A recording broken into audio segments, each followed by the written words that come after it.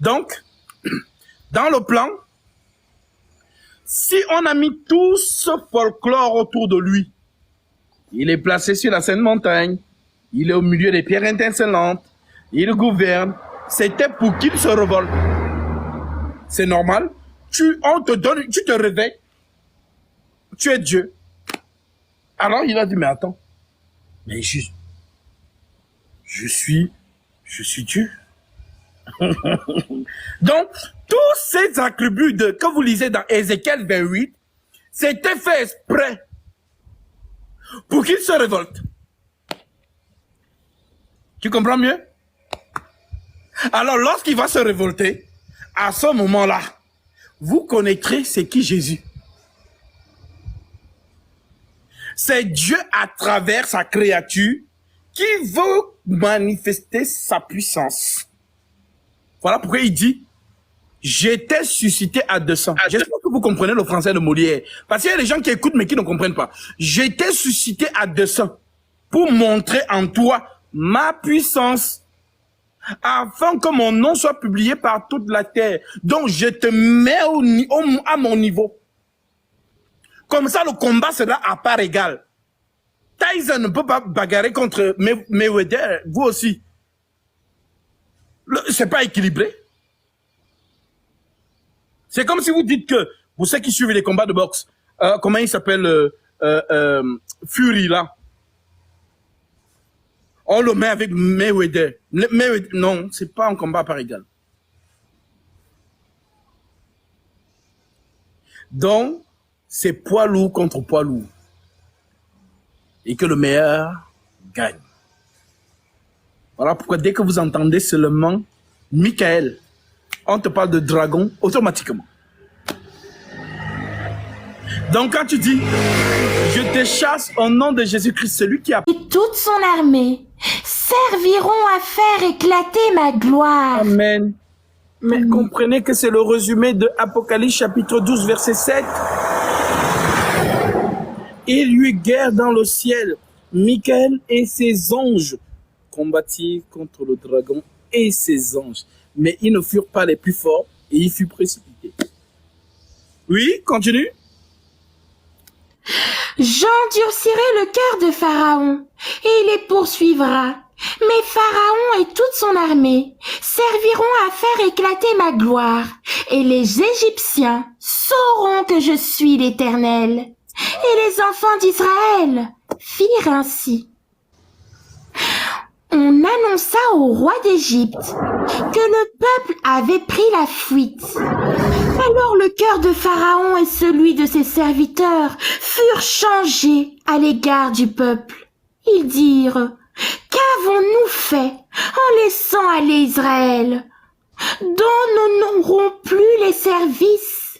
Et Pharaon attela son char, et il prit son peuple avec lui. Il prit 600 chars d'élite, et tous les chars de l'Égypte. Il y avait sur tous des combattants. L'Éternel endurcit le cœur de Pharaon, au roi d'Égypte, et Pharaon poursuivit les enfants d'Israël. Les enfants d'Israël étaient tous sortis la main levée. Les Égyptiens les poursuivent à vous accorder en ce jour, car les Égyptiens que vous voyez aujourd'hui, vous ne les verrez plus jamais. L'Éternel combattra pour vous. Qui combattra?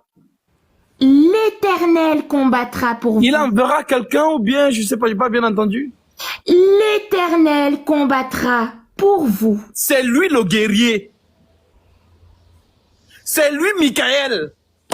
Comprends-le une fois pour toutes. Tu ne comprends pas, je ne peux rien faire pour toi. C'est fini. Oui, continue. L'Éternel combattra pour vous, et vous, gardez le silence. L'Éternel dit à Moïse, pourquoi ces cris? Parle aux enfants d'Israël, et qu'ils marchent. Toi, lève ta verge, étends ta main sur la mer, et fends-la. Et les enfants d'Israël entreront au milieu de la mer à sec. Et moi, je vais endurcir le cœur des Égyptiens, pour qu'ils entrent après eux. Et Pharaon et toute son armée, ses chars et ses cavaliers feront éclater ma gloire. Et les Égyptiens sauront que je suis l'Éternel. Quand Pharaon, ses chars et ses cavaliers auront fait éclater ma gloire, l'ange de Dieu qui allait devant le camp d'Israël partit et alla derrière eux. Et la colonne de nuée qui les précédait partit et se tint derrière eux. Amen.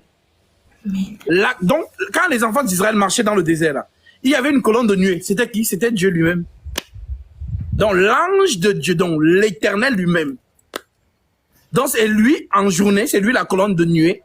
Et la nuit, c'est lui la colonne de feu. Maintenant, on continue. Alléluia. Elle se plaça entre le camp des Égyptiens et le camp d'Israël. Cette nuée était ténébreuse d'un côté et de l'autre elle éclairait la nuit. Et les deux clans n'approchèrent point l'un de l'autre pendant toute la nuit. Moïse étendit sa main sur la mer, et l'Éternel refoula la mer par un vent d'Orient, qui souffla avec impétuosité toute la nuit. Il mit la mer à sec, et les eaux se fendirent. Les enfants d'Israël entrèrent au milieu de la mer à sec, et les eaux formaient comme une muraille à leur droite et à leur gauche. Ah, Gracia, tu sais fermer ton micro, s'il te plaît. Les Égyptiens les poursuivirent, et tous les chevaux de Pharaon, ses chars et ses cavaliers entrèrent après eux au milieu de la mer. À la veille du matin, l'Éternel, de la colonne de feu et de nuée, regarda le camp des Égyptiens et mit en désordre le camp des Égyptiens. Il ôta les roues de leurs chars et rendit la marche difficile. Les Égyptiens dirent alors: fuyons devant Israël, car l'Éternel combat pour lui contre les Égyptiens. L'Éternel dit à Moïse: étends ta main sur la mer, et les eaux reviendront sur les Égyptiens, sur leurs chars et sur leurs cavaliers. Moïse étendit sa main sur la mer, et vers le matin, la mer reprit son impétuosité, et les Égyptiens s'enfuirent à son approche. Mais l'Éternel précipita les Égyptiens au milieu de la mer. Les eaux revirent et couvrirent les chars, les cavaliers et toute l'armée de Pharaon, qui était entrée dans la mer après les enfants d'Israël. Et il n'en échappa pas un seul. Mais les enfants d'Israël marchèrent à sec au milieu de la mer, et les eaux formaient comme une muraille à leur droite et à leur gauche. En ce jour, l'Éternel délivra Israël de la main des Égyptiens, et Israël vit sur le rivage de la mer les Égyptiens qui étaient morts. Israël vit la main puissante que l'Éternel avait dirigée contre les Égyptiens, et le peuple craignit l'Éternel, et il crut en l'Éternel et en Moïse, son serviteur. Amen. Vous avez compris? Alors, répondons à la question de Biram. Mais pourquoi ils étaient bêtes comme ça? Une mer qui se fondit en deux et ils n'ont pas peur? L'Écriture dit bien, j'endurcirai le cœur de Pharaon. Quand Dieu endurcit ton cœur, ça veut dire quoi? Ça veut dire que tu n'as plus le discernement. C'est comme quand il dit, je leur enverrai un esprit de mensonge, un esprit d'égarement pour qu'ils croient au mensonge. Voilà pourquoi Satan est tombé dans le piège. Parce que notre Dieu est un fin stratège. C'est ça en général. En général, c'est celui qui met en place voilà comment la guerre va se dérouler. Il sait comment l'ennemi va fonctionner, comment il faut contourner l'ennemi, comment il faut faire ceci. Donc maintenant, après cette victoire glorieuse, comme Dieu ne partage sa gloire avec personne, qu'est-ce qui va se passer? Verset 15, verset 1. Oui. Alors Moïse et les enfants d'Israël chantèrent ce cantique à l'Éternel. Ils dirent: Je chanterai à l'Éternel, car il a fait éclater sa gloire. Il a précipité dans la mer le cheval et son cavalier. L'Éternel est ma force et le sujet de mes louanges. C'est lui qui m'a sauvé. Il est mon Dieu, je le célébrerai. Il est le Dieu de mon Père, je l'exalterai. L'Éternel est un vaillant guerrier. L'Éternel est son nom. Il a lancé dans la mer les chars de Pharaon et son armée. Ses combattants d'élite ont été engloutis dans la mer Rouge. Les flots les ont couverts. Ils sont descendus au fond des eaux comme une pierre. Ta droite, ô Éternel, a signalé sa force. Ta droite, ô Éternel, a écrasé l'ennemi. Par la grandeur de ta majesté, tu renverses tes adversaires, tu déchaînes ta colère, elle les consume comme du chaume. Au souffle de tes narines, les eaux se sont amoncelées, les courants se sont dressés comme une muraille, les flots se sont durcis au milieu de la mer. L'ennemi disait: je poursuivrai, j'atteindrai, je partagerai le butin. Ma vengeance sera assouvie, je tirerai l'épée, ma main les détruira. Tu as soufflé de ton haleine, la mer les a couverts, ils se sont enfoncés comme du plomb dans la profondeur des eaux. Qui est comme toi parmi les dieux, ô Éternel? Qui est comme toi magnifique en sainteté, digne de louange, opérant des prodiges? Tu as étendu ta droite, la terre les a engloutis. Par ta miséricorde, tu as conduit, tu as délivré ce peuple. Par ta puissance, tu le diriges vers la demeure de ta sainteté. Les peuples l'apprennent et ils tremblent. La terreur s'empare des Philistins. Les chefs d'Édom s'épouvantent. Un tremblement saisit les guerriers de Moab. Tous les habitants de Canaan tombent en défaillance. La crainte et la frayeur les surprendront. Par la grandeur de ton bras, ils deviendront muets comme une pierre, jusqu'à ce que ton peuple soit passé, ô Éternel, jusqu'il soit passé. Le peuple que tu as acquis, tu les amèneras et tu les établiras sur la montagne de ton héritage, au lieu que tu as préparé pour ta demeure, ô Éternel, au sanctuaire, Seigneur, que tes mains ont fondé. L'Éternel régnera éternellement et à toujours. Car les chevaux de Pharaon, ses chars et ses cavaliers sont entrés dans la mer, et l'Éternel a ramené sur eux les eaux de la mer. Mais les enfants d'Israël ont marché à sec au milieu de la mer. Marie, la prophétesse, sœur d'Aaron, prit à sa main un tambourin, et toutes les femmes virent après elle avec des tambourins en dansant. Marie répondait aux enfants d'Israël: chantez à l'Éternel, car il a fait éclater sa gloire, il a précipité dans la mer le cheval et son cavalier. Alléluia. Amen. Donc, tout ce récit, donc c'est un récit, mais c'est une prophétie. Le Seigneur vous a déjà montré ce qui va se passer. Il vous a déjà montré. Donc, Pharaon, en fait, ici, est une préfiguration de l'Antichrist, de Satan. Donc, ce combat que vous avez vu là, dans Exode, parle des deux postérités. La postérité de la femme et la postérité du serpent. Le mystère de la piété et le mystère de l'iniquité. Le fils de Dieu et le fils de la perdition. Voilà. Et la droite, c'est la puissance. Donc quand Jésus vous dit, et vous verrez le Fils de l'homme debout à la droite, il est en train de vous dire, je viens dans la colère. C'est lui, le guerrier. Pourquoi vous ne comprenez pas? Pourquoi vous ne comprenez pas? Vous verrez, et je vous... Lis-nous ça. Matthieu chapitre 26, verset 62. Lisons ça. Matthieu 26, verset 62. Il vous l'a dit, mais vous n'avez pas compris.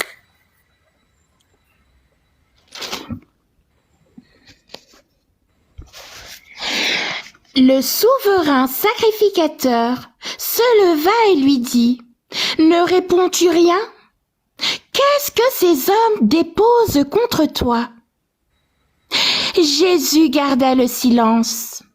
Et le souverain sacrificateur, prenant la parole, lui dit, « Je t'adjure par le Dieu vivant, de nous dire si tu es le Christ, le Fils de Dieu. » Jésus lui répondit, « Tu l'as dit. De plus, je vous le déclare, vous verrez désormais le Fils de l'homme assis à la droite de la puissance de Dieu. » Alléluia. Amen. Maintenant, les gens, quand ils disent assis à la droite, ça veut dire qu'il y aura une chaise. Jésus sera assis à côté. Toto spirituel. Il est en train de vous dire, c'est moi le guerrier. Je viens manifester la colère sur la terre. Une sœur m'a envoyé une vision, je pense ce matin ou hier. Comment la terre, elle a vu la terre en feu. C'est-à-dire, lui, quand il passe, c'est la terreur. Ce Dieu-là, c'est un Dieu terrifiant. La grâce, c'est quand il est gentil.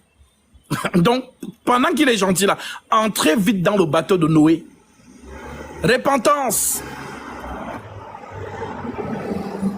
Repentance. Repentance. Pendant qu'il est temps, entrez dans le bateau de Noé. Dès qu'il ferme la porte là, vous savez que c'est lui-même qui a fermé la porte, non? Est-ce que c'est Noé qui a fermé la porte du bateau? Non. C'est lui-même qui est venu la fermer parce qu'il savait que si lui-même ne vient pas fermer, Noé n'allait jamais fermer. Parce que l'homme, c'est les émotions. Quand Noé allait voir une femme enceinte en train il allait dire non, viens d'abord entrer. Non, Dieu a dit non. Tout ce que j'ai dans ma liste sont entrés. Tac, on ferme. Mais non, la colère se déchaîne.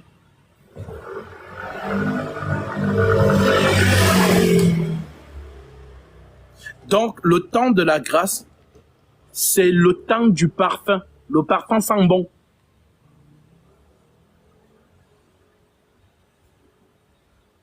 C'est le temps du parfum, la grâce. Donc, pendant que le parfum est donné,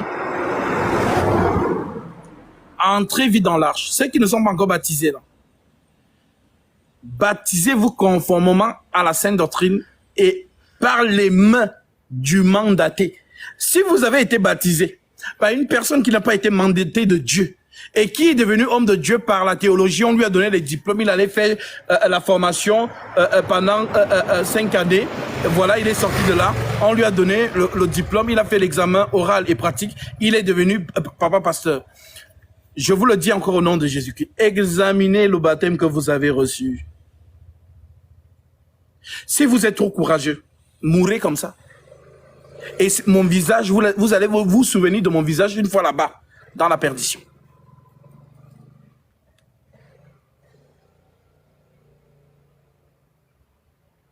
Alors lorsqu'il dit, vous verrez le ciel ouvert et le Fils de l'homme venir à la droite de la puissance de Dieu.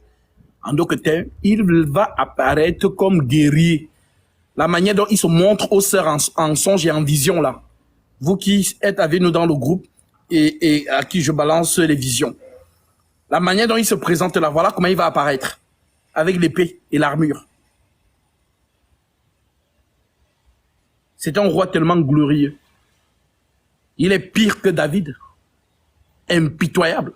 Lors de la colère.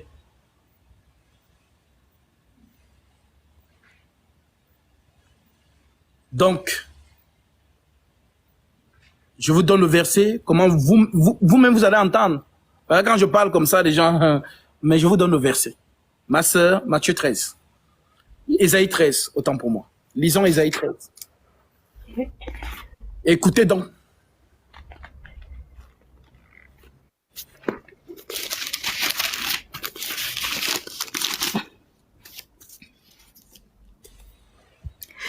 Oracle sur Babylone révélé à Ésaïe, fils d'Amo. Sur une montagne Nuée dressait une bannière, élevait la voix vers eux, faites des signes avec la main, et qu'ils franchissent les portes des tyrans. J'ai donné des ordres à ma sainte milice. J'ai appelé les héros de ma colère, ceux qui se réjouissent de ma grandeur. On entend une rumeur sur les montagnes, comme celle d'un peuple nombreux. On entend une multitude de royaumes, de nations rassemblées. L'Éternel des armées passe en revue l'armée qui va combattre. L'Éternel des armées passe en revue l'armée qui va combattre. C'est le général qui passe en revue les troupes. Oui. Ils viennent d'un pays lointain, de l'extrémité des cieux. L'Éternel et les instruments de sa colère vont détruire toute la contrée. Vous avez compris? Donc, lui-même, il est aux archers. Ce n'est pas un Dieu, lui, là, assis sur son trône, il envoie les gens. Il est devant. L'Éternel et les instruments de sa colère. Il est devant aux archers. Il vient pour venir s'aimer la terreur sur la terre. Oui. Gémissez, car le jour de l'Éternel est proche. Il vient comme un ravage du Tout-Puissant.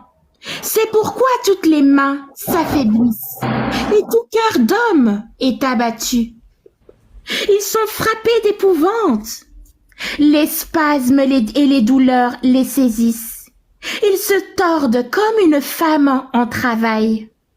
Ils se regardent les uns les autres avec stupeur. Leurs visages sont enflammés. Voici le jour de l'Éternel arrive.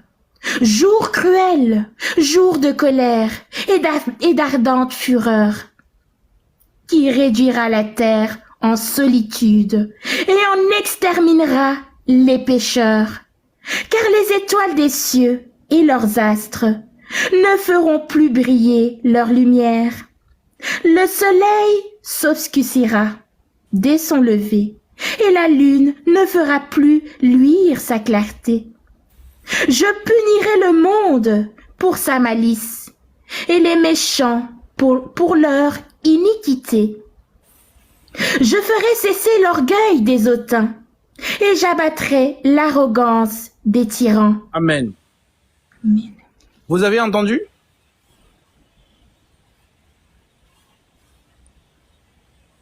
Alors, tant qu'il est temps, sortez des méga church et des églises réveillées là, les organisations des hommes là, où vous êtes piégés et on vous aliène dedans. Avec les prédications de la chair. Oh, Dieu va te donner l'enfant. Oh, je vois une femme ici qui a un soutien rouge. Oh, ribobobo. Vraiment, vraiment. Les 7 techniques pour attirer sa destinée. Oh, toutes ces choses-là. Où on vous enseigne la chair. C'est un enseignement qui ne transperce pas, qui reste au-dessus de la chair. Alors, que le Seigneur réveille ceux qui connaissent le Seigneur. C'est lui qui connaît ses enfants. Il n'y a que ses enfants qui se réveilleront. Si vous faites partie de ceux qui doivent aller à la perdition, vous n'allez pas vous réveiller. Vous allez toujours continuer à suivre ces hommes jusqu'à la perdition. Car l'Écriture le dit, il faut bien que la prophétie s'accomplisse. Large est la porte, spacieux est le chemin qui mène à la perdition. Il y en a beaucoup qui entrent par là. La prophétie doit s'accomplir. Donc vous qui êtes attachés aux hommes, plutôt qu'à l'Écriture, continue. Quand je dis tout le temps ici, Marcelo n'est pas un homme de Dieu, les gens pensent que je dis ça par émotion. Je suis un homme spirituel.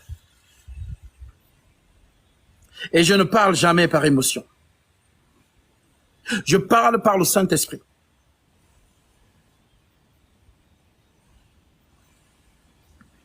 Au contraire, lorsque nous tenons cette trompette, c'est pour que les gens comme Marcelo se réveillent. Les Ivan Castano, les Joël Tatou, tous ces gens-là. Tant qu'il y a la vie, il y a espoir. Ils doivent croire à la véritable parole et se faire baptiser par mes mains.